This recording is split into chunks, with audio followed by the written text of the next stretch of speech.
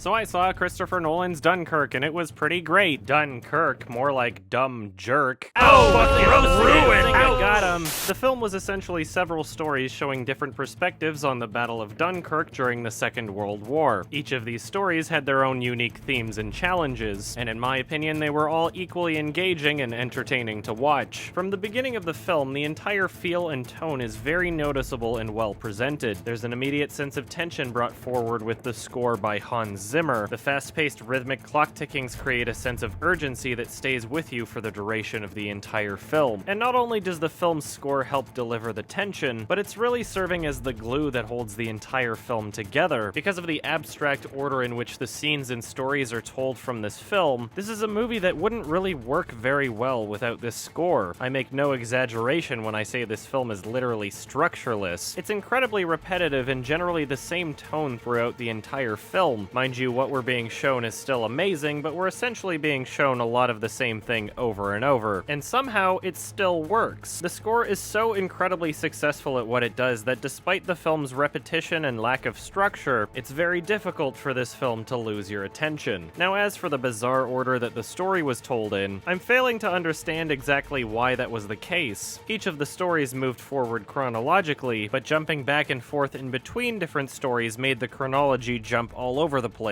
The stories themselves were so incredibly well executed that I could very much see myself enjoying them being told one at a time. You know, like a multi-story film that has different chapters. And like I said, the film as it is still definitely works, but without the score holding it all together, I'm not sure that would be the case. A film like Memento has plenty of purpose being told in the order that it's presented in, but with Dunkirk, I guess I'm just a little confused. If anything, it helped make the film much more unique, and it really does feel like its own movie rather than something that's just trying to be like Saving Private Ryan. So despite me being a little confused about why the film was presented this way, I can't really complain all that much. I can, however, complain a little bit about the PG-13 rating, not the classification itself, but ultimately what the film had to be in order to get that rating. There's obviously no shortage of tension and fear in the film, whether there's blood and gore or not, but if you're going to make a PG-13 war film, then maybe it's best that you leave the implied carnage to be either distant or off-screen and left up to your interpretation. You can't just drop a bomb onto a packed group of dozens of people and have nothing but dirt fly up. I'm sorry. Explosives don't just kill people because it makes them sleepy or something, it blows their fucking limbs off. If you don't want to show that type of thing in your movie to keep a PG-13 rating, that's fine, so just don't show it instead of showing a nerfed version of it. It is at this point that I'm realizing Christopher Nolan hasn't made an R-rated film since 2002, and to his credit, I haven't noticed this until just now. There's really nothing in his other PG-13 rated films that makes me feel as though they would have benefited from having an R rating, but with Dunkirk, especially as a war film, I kind of wish there wasn't that sugarcoating. That being said, there were only a couple scenes where this aspect was even noticeable, so despite me feeling the need to talk about it, it didn't really weigh too heavily into my experience. None of my issues with the film stopped it from being absolutely fantastic. The Spitfire scenes with Tom Hardy were possibly the best and most realistically presented fighter aircraft scenes out of any movie ever, and despite not explicitly showing anything particularly graphic, there are many disturbing situations and scenarios in the film that are incredibly effective at provoking emotion. All of the performances were fantastic, and last but not least, Christopher Nolan's use of real location and practical effects really added to the film. From a purely visual standpoint, this film is pretty mwah. This is a beautifully shot and very well directed, fast-paced action war drama, and it's one that I'm looking forward to seeing again a second time, and I'm giving this one an 8 out of 10.